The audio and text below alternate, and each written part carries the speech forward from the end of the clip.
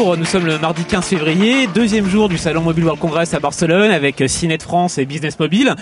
L'annonce du jour aujourd'hui, c'était HTC un peu décevant quand même. Ah oui, clairement décevant. Le moins qu'on puisse dire, c'est qu'HTC nous avait habitués à beaucoup mieux. Ce matin, nous étions donc invités à la conférence de presse. HTC qui renouvelle sa gamme, donc un Desire S, un Wildfire S et la tablette Flyer, la première tablette donc d'HTC. Alors du côté smartphone, on est plus dans le renouvellement que dans la nouveauté. Alors clairement du renouvellement, HTC mise sur son nouveau design, donc un design unibody avec une coque en aluminium.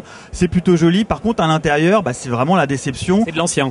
Ah, c'est de l'ancien. Sur le Desire S, par exemple, c'est la même configuration que le Desire HD, donc une bonne configuration, il n'y a pas de problème. Mais comparé aux différentes annonces des constructeurs qui intègrent du dual-core, c'est clairement décevant. Idem pour la tablette. La tablette, on l'attendait depuis un petit moment. C'est une tablette de 7 pouces, animée par Android 2.4. Là, c'est la grande déception quand même. Pas d'Honeycomb, pas d'Android 3.0. On a essayé de demander à HTC pourquoi ce choix stratégique. Bon, il parle d'implémentation, de confort d'utilisation. Maintenant, la pérennité de ces tablettes est forcément très limitée avec une version d'Android donc maintenant, on va dire ancienne, faut bien reconnaître, et surtout une configuration matérielle, Snapdragon 1,5 GHz, mais un monocore. Donc là, en termes d'évolution et de mise à jour, ça risque d'être assez limité. Et par rapport à la concurrence, ils sont un peu à la traîne. Ils sont clairement à la traîne. Après, faut voir le positionnement tarifaire. On n'a pas eu trop d'infos là-dessus. Il se peut que cette tablette 7 pouces soit proposée à un prix assez intéressant grâce aux subventions. Bon, le problème, c'est qu'elle ressemble à un Galaxy Tab première génération et que depuis, les choses ont beaucoup évolué. Alors néanmoins, Alex, chez HTC, il y a eu des choses un peu intéressantes, sympathiques, des smartphones orientés Facebook. Oui, alors sympathique dans l'idée, effectivement, des Facebook Phones. Dans la réalité, on a donc un BlackBerry-like avec un clavier mécanique, un écran tactile, c'est le HTC Chacha. L'autre, c'est un HTC Hero tel qu'on le connaît, avec dans les deux cas une touche d'accès direct à Facebook, donc pour permettre de publier ses photos, vidéos et commentaires. Bon, pourquoi pas, ça sera sûrement pour les jeunes, avec un positionnement tarifaire à 1 € avec subvention opérateur. Olivier, je crois que toi, tu es allé voir Mozilla. Je suis allé voir Mozilla pour parler un peu de Firefox Mobile, qu'on attend depuis assez longtemps. Alors, on m'a confirmé qu'il y aurait une 5e bêta qui serait sortie très prochainement et qu'ensuite la version finale serait sortie dans quelques semaines. Ça va aller très vite. C'est assez prometteur, il y a pas mal de belles fonctions. Ça reprend à peu près la même chose que la version fixe, avec de l'accélération matérielle, avec le fait de pouvoir continuer sa navigation du PC jusqu'au terminal sans perdre ses onglets, sans perdre ses favoris. C'est pas mal ça. C'est pas mal.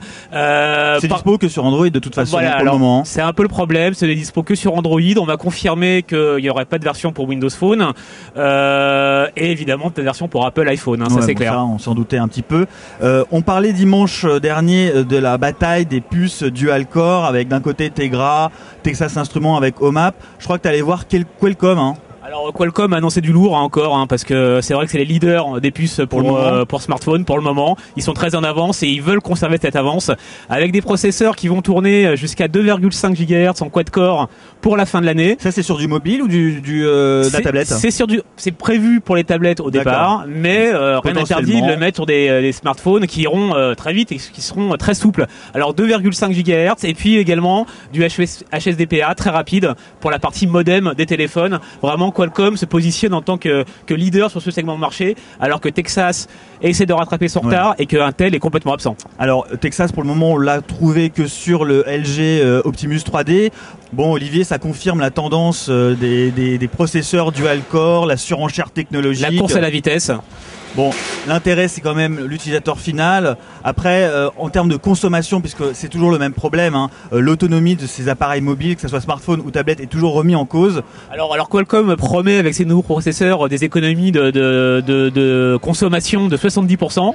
À vérifier dans les faits évidemment. Mais encore une fois, c'est vrai que il y a la course à la vitesse. On ne sait pas très bien à quoi ça va servir, mais en tout cas, ça existe. Voilà ce qu'on pouvait dire pour cette deuxième journée au Mobile World Congress. On vous donne rendez-vous demain pour notre bilan. Déjà, notre bilan du Mobile World Congress sur CNET France et businessmobile.fr. Merci, au revoir. Too